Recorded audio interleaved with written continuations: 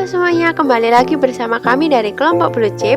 Pada kesempatan kali ini kami akan mempresentasikan mengenai equity report dari PT Merdeka Copper Gold yang dikenal dengan kode saham MDKA.JK. Oke, selanjutnya kami ucapkan selamat datang kepada para penonton sekalian. Berikut ini adalah anggota kelompok dari Blue Chip. Yang pertama ada Victor Marcelino Liangga dengan NRP 130219044 dan saya sendiri Devina Frederika dengan NRP 130219022 dan Francisco Octaviano dengan NRP 130219052. PT Merdeka Copper Gold memiliki beberapa tambang yang terbesar di Indonesia. Yang pertama yaitu tambang Tujuh Bukit yang terletak di Pulau Jawa, yang terdiri dari Merdeka Production Asset dan Merdeka Development Asset. Lalu yang kedua ada proyek Patungan Pani yang terletak di Sulawesi yang terdiri dari Merdeka Development Asset. Lalu yang ketiga ada proyek Acid Iron Metal atau AIM yang terletak di Pulau Sulawesi yang terdiri dari Merdeka Development Asset. Lalu yang keempat ada proyek Wetar yang terletak di Pulau NTT yang terdiri dari Merdeka Production Asset. Selanjutnya saya akan membahas mengenai revenue breakdown. Pada tahun 2020, perusahaan MDKA memperoleh keuntungan sebesar $350.655.548 yang mengalami penurunan sebanyak 15,33% dari tahun 2019. Pendapatan ini diperoleh dari penjualan emas sebanyak 87%, perak sebanyak 3%, tembaga sebanyak 9%, dan jasa konstruksi dan jasa pengolahan data sebanyak 1%. Jika dilihat dari lokasi penjualan, sebesar 76% total penjualan dari MDKA pada tahun 2020 berasal dari negara Hong Kong. Selanjutnya saya akan membahas mengenai macro overview. Kondisi perekonomian di dunia pada masa new normal COVID-19, berbagai industri di dunia mulai menunjukkan pertumbuhan yang positif. Hal ini juga mendorong tingkat pertumbuhan pada industri di Indonesia yang menunjukkan tren pertumbuhan walaupun masih berada di sisi negatif. Dimulai pada tahun 2019, nilai pertumbuhan perekonomian di Indonesia masih berada pada GDP positif 5,02%. Pertumbuhan perekonomian di Indonesia mulai mengalami penurunan pada GDP kuartal 1 2020 menjadi 2,97% dan klimaks dari penurunan ini pada GDP kuartal 2 2020 yang menurun sebesar minus 5,32%. Pertumbuhan perekonomian di Indonesia pada GDP kuartal 3 yang berada pada minus 3,49% dan GDP kuartal 4 sebesar minus 2,19%, mulai menunjukkan peningkatan di masa new normal COVID-19. Walaupun demikian, pertumbuhan ekonomi di Indonesia masih belum pulih sepenuhnya. Namun hal tersebut berbeda pada PDB pertambangan, yang mana pada tahun 2019 mengalami penurunan, sedangkan pada tahun 2020 kembali meningkat karena dampak dari pandemi COVID-19 yang membuat permintaan emas meningkat sebesar 20,25%. Selanjutnya saya akan membahas mengenai industri overview. Total aset yang dimiliki oleh PT MDKA menunjukkan kenaikan yang cukup signifikan selama 5 tahun terakhir. Walaupun pada tahun 2020 total aset MDKA mengalami penurunan sebesar 2,30%, namun, jika dilihat pada grafik total aset keseluruhan sejak tahun 2016, PT MDKA memiliki prospek pertumbuhan aset yang positif untuk kedepannya dengan tingkat CAGR sebesar 26%. Sedangkan pada perusahaan Antam, tingkat pertumbuhan aset perusahaan menunjukkan angka yang sangat fluktuatif. Selain itu, jika ditinjau dari perkembangan aset Antam dari tahun 2016 hingga tahun 2020, menunjukkan prospek pertumbuhan aset untuk kedepannya dengan tingkat CAGR sebesar 1,42%. Oke, selanjutnya kita akan membahas mengenai analisis SWOT. Yang pertama adalah kekuatan. PT Merdeka Copper Gold memiliki prospek pertumbuhan yang positif pada kinerja perusahaan ke depannya. Hal tersebut didukung oleh besarnya potensi cadangan emas dan perak pada tambang yang dimilikinya. Cadangan emas yang dimiliki oleh perusahaan MDKA saat ini sebesar 32,67 juta oz atau setara dengan 926,18 ton. Dan cadangan perak sebesar 77,8 juta oz atau setara dengan 2.205,59 ton. Lalu kelemahan yang dimiliki oleh PT MDKA yaitu memiliki komposisi pemegang saham yang paling besar berada pada tangan masyarakat. Hal ini berarti harga saham dari MDKA rentan terhadap perubahan yang dilandasi pada jumlah penawaran dan permintaan saham oleh masyarakat, sehingga tingkat fluktuasi dari saham MDKA dapat dengan mudah berubah mengikuti mekanisme dari pasar. Lalu, peluang. Naiknya harga saham MDKA merupakan cerminan bahwa pelaku pasar masih sangat optimis dengan komoditas emas. Harga emas yang masih cenderung tinggi membuat minat dari permintaan dari masyarakat cukup tinggi terhadap emas, yang juga akan menjadi peluang yang baik bagi perusahaan MDKA untuk dapat meningkatkan pendapatannya. Permintaan emas yang cukup tinggi di masyarakat merupakan respon dari ketidakpastian kondisi perekonomian global saat ini, yang mana membuat para investor lebih cenderung menyukai untuk berinvestasi pada emas. Lalu ancaman yang dimiliki oleh PT MDKA itu dapat terjadi dari akibatnya adanya harga emas yang terus mengalami kenaikan yang membuat harga emas menjadi sangat mahal, sehingga menyebabkan daya beli masyarakat terhadap emas menurun. Selain itu, adanya ancaman yang berasal dari lingkungan masyarakat di sekitar lokasi pertambangan, seperti halnya aksi protes yang menginginkan kegiatan pertambangan di lokasi tersebut dihentikan. Selanjutnya, kita beralih pada analisis 5 Border Force.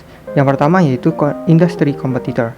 Terdapat cukup banyak perusahaan tambang emas di Indonesia dan di dunia yang membuat persaingan di dalam industri pertambangan emas menjadi lebih kompleks. Lalu yang kedua, bargaining power of buyers. Emas merupakan logam mulia yang tidak dapat diproduksi sendiri oleh pelanggan, sehingga membuat harga yang bersedia dibayar oleh konsumen atas produk emas menjadi tinggi, dan emas itu tidak dipengaruhi kebijakan suku bunga, kebijakan moneter, maupun kebijakan fiskal. Lalu yang ketiga ada bargaining power of supplier.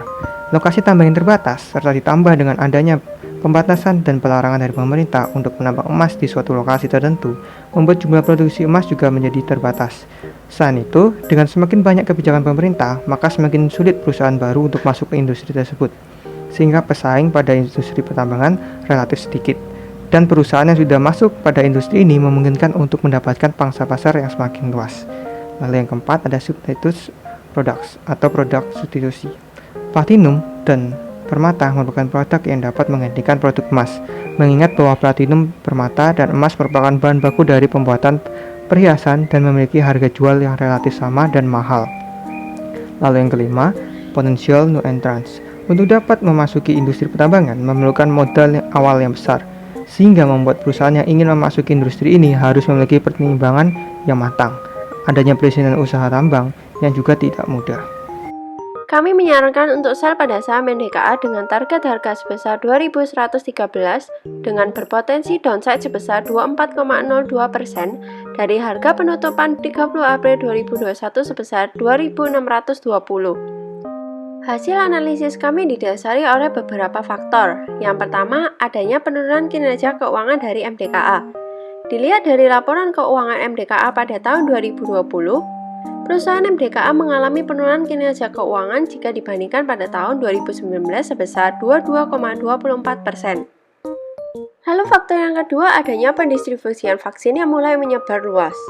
Dengan beredarnya vaksin COVID-19 yang sudah tersebar luas, membuat masyarakat mulai untuk kembali berinvestasi pada aset-aset beresiko sehingga permintaan akan emas akan mengalami penurunan. Lalu faktor yang ketiga yaitu harga saham MDKA yang overvalue. Masuknya COVID-19 pada tahun 2020 di Indonesia membuat suatu kepanikan di masyarakat, sehingga banyak masyarakat yang mengalihkan dana investasinya kepada aset emas atau safe haven. Hal tersebut membuat harga saham MDKA yang sebelumnya stabil langsung melambung tinggi melebihi nilai wajarnya. Oke, selanjutnya kita beralih pada valuasi DCF atau Discounted Cash Flow. Dengan menggunakan metode Discounted Cash Flow atau DCF, penulis memperoleh target harga dari MDKA sebesar Rp2113, yaitu berpotensi untuk downside sebesar 24,02%. Penulis memperoleh WACC atau Cost of Capital yang akan dipergunakan sebagai discount rate sebesar 7,69%. Perhitungan ini diperoleh dari beberapa komponen. Cost of Equity diperoleh dengan menggunakan metode CAPM sebesar 8,49%. Beberapa faktor yang digunakan untuk menghitung CAPM adalah risk-free rate sebesar 5,57% dari yield obligation seri FR0068. Beta dan market return diperoleh dari kalkulasi DIM sebesar 0,8 dan 9,19%, sedangkan cost of debt sebesar 5,85%. Selanjutnya saya akan membahas mengenai evaluasi dari beberapa skenario. Yang pertama, skenario bullish. Dengan skenario bullish memberikan indikasi untuk sell dengan harga wajar 2160 yang berarti memiliki potensi downside sebesar 21,29% dari harga saat ini. Kondisi ini dapat terjadi apabila kondisi perekonomian di Indonesia sedang mengalami penguatan sehingga akan menimbulkan sentimen positif dalam pasar, sehingga kami mengekspektasikan terminal growth berada pada tingkat 4,8%. Untuk skenario normal, dengan skenario normal memberikan indikasi untuk sell dengan harga wajar 2113 yang berarti memiliki potensi downside sebesar 24,02% dari harga saat ini. Kondisi ini diasumsikan bahwa makroekonomi bertumbuh sesuai prediksi dan MDKA akan mengalami pertumbuhan yang konsisten dan stabil sesuai dengan target manajemen, sehingga kami mengasumsikan terminal growth berada pada tingkat 4,75%. Untuk skenario bearish, dengan skenario bearish memberikan indikasi untuk sell dengan harga wajar Rp2.066 yang berarti memiliki potensi downside sebesar 26,79% dari harga saat ini. Kondisi ini terjadi dengan asumsi bahwa adanya kemungkinan MDK akan mengalami perlambatan pertumbuhan dan juga faktor perlambatan ekonomi global yang terjadi karena tekanan pandemi COVID-19 yang masih terjadi sehingga saat ini. Sehingga kami mengasumsikan terminal growth pada tingkat 4,7%. Selanjutnya saya akan membahas mengenai fundamental indikator. Yang pertama ada PBW chart. Secara relatif, harga saham MDKA saat ini sedang berada pada kondisi overvalue karena berada di atas standar deviasi plus 2. Lalu yang kedua ada PE chart. Berdasarkan grafik yang telah diolah oleh tim, maka dapat disimpulkan bahwa saat ini harga saham MDKA berada pada kondisi overvalue secara relatif karena berada di atas standar deviasi plus 2. Selanjutnya saya akan membahas tentang financial performance. Yang pertama ada revenue growth. Perusahaan MDKA menunjukkan suatu pertumbuhan pendapatan yang baik pada tahun 2017 hingga tahun 2019. Namun pada tahun 2020 terdapat penurunan yang cukup signifikan hingga 20%. Lalu yang kedua ada profitabilitas. Dari tahun ke tahun perusahaan MDKA menunjukkan angka profitabilitas perusahaan yang cenderung mengalami penurunan. Hal tersebut tercermin pada nilai net profit margin dan ROE yang mengalami penurunan. ROE yang mengalami penurunan cenderung akan membuat minat dari para investor menurun juga. Selain itu, dilihat pada ROA dan EBITDA dari perusahaan yang cenderung fluktuatif, mencerminkan perusahaan mengalami ketidakstabilan dalam keuangan perusahaan. Lalu yang ketiga ada aktivitas operasional. Pada perputaran piutang yang terdapat pada perusahaan MDKA dari tahun ke tahun yang cenderung tinggi, menandakan perusahaan memperkecil terjadinya kemungkinan gagal bayar pada setiap piutangnya dan memperlancar arus kas perusahaan. Lalu yang keempat ada market value ratio. Earning per share pada perusahaan MDKA yang cenderung mengalami penurunan dapat dikatakan bahwa perusahaan menghasilkan laba bersih yang menurun. Ditambah dengan adanya PE rasio yang cenderung naik, maka mengidentifikasikan bahwa harga saham MDKA itu mahal atau overvalue. Jika ditinjau dari keseluruhan, prospek MDKA ke depan akan mulai mengalami penurunan harga saham kembali ke titik wajarnya. Selanjutnya saya akan membahas mengenai resiko. Yang pertama resiko sosial.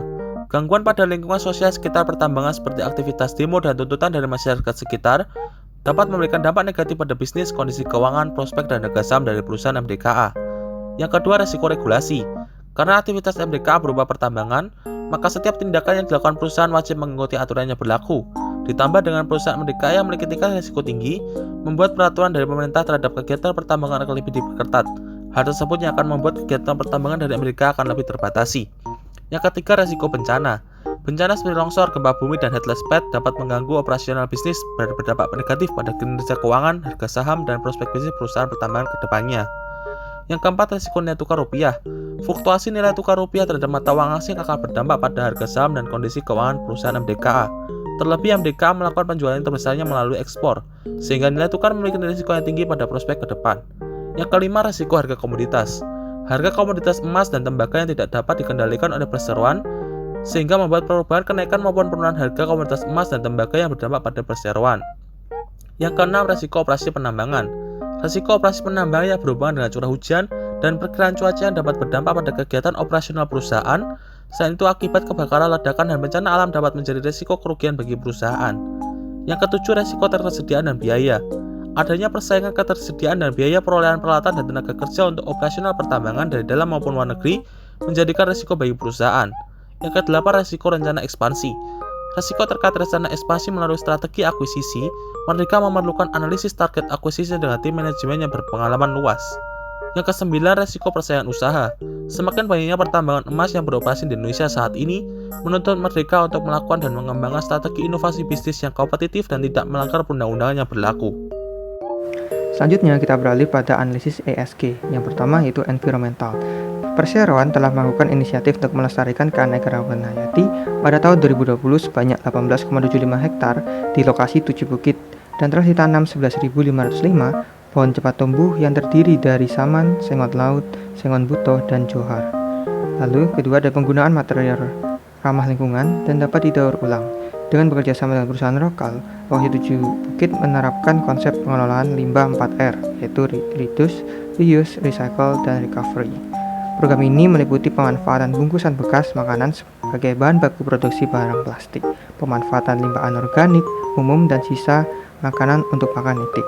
Selain itu, kegiatan mendaur ulang limbah minyak, baterai bekas, dan residu filter yang dikategorikan sebagai limbah B3. Selanjutnya ada pengolahan emisi. Pengolahan emisi di 7 bukit termasuk wet scrubber di cerobong pabrik pemrosesan untuk menghilangkan merkuri dan logam berat lainnya, serta partikel. Udara bersih dipompa di atmosfer menggunakan exhaust stock. Bubur dipompa menggunakan cadangan wet scrubber di sirkuit detoksifikasi cyanida. Retort merkuri atau metode pembuangan merkuri lainnya dipasang di area pabrik pengolahan. Lalu kita beralih pada S atau sosial. Dalam sosial ini ada penggunaan tenaga kerja lokal. Sebagai salah satu upaya untuk mendukung pengembangan ekonomi lokal, Merdeka secara aktif merekrut pekerja lokal di setiap operasi kami. Per 31 Desember 2020, tenaga kerja grup MDKA yang berasal dari ring 1 atau wilayah kecamatan dan ring 2 atau wilayah kabupaten dan provinsi mencapai 69,9%. Lalu yang kedua, ada program pengembangan dan pemberdayaan masyarakat. Bekerjasama dengan pemerintah daerah dan masyarakat, MDKA telah mendukung pembangunan sosial yang berfokus pada pendidikan, kesehatan, dan kesejahteraan sosial masyarakat. Lalu yang ketiga, ada memprioritaskan pemasok lokal.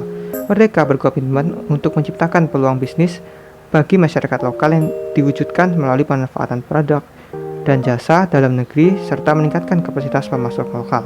Hingga tahun 2020, terdapat lebih dari 30 pemasok lokal dengan nilai transaksi lebih dari 90 miliar rupiah. Lalu yang terakhir, yaitu governance atau G. Perseroan memiliki komitmen tinggi untuk senantiasa meningkatkan praktik GCG dalam menjalankan kegiatan usahanya secara transparan, akuntabel, bertanggung jawab, independen, dan adil sebagai bagian dari upaya grup untuk menjalankan tata kelola praktik terbaik dalam menciptakan nilai tambah bagi perusahaan. Transparansi perseroan berupaya menyediakan informasi yang tepat waktu, relevan, akurat, dan mudah diakses bagi semua pemangku kepentingan. Lalu yang akuntabilitas. Kerangka kerja akuntabilitas mendefinisikan peran dan tanggung jawab Dewan Komisaris, direksi, dan karyawan secara jelas dan selaras dengan visi, misi, nilai-nilai, dan strategi perseroan. Lalu yang ketiga ada tanggung jawab. Perseroan sungguh-sungguh memastikan kepatuhan pada hukum dan menerapkan prinsip kehati-hatian. Lalu ada independensi. Perseroan berupaya mendorong setiap unit kerja agar independen tanpa dipengaruhi oleh kepentingan operasional. Lalu yang terakhir ada kewajaran. Perseroan memperlakukan semua pemangku kepentingan secara adil. Selain itu, perseroan memastikan bahwa setiap pemegang saham memperoleh akses yang sama terhadap informasi dari perseroan. Oke, berikut ini adalah lampiran-lampiran yang kami gunakan dalam menganalisis PT Merdeka Copper Gold.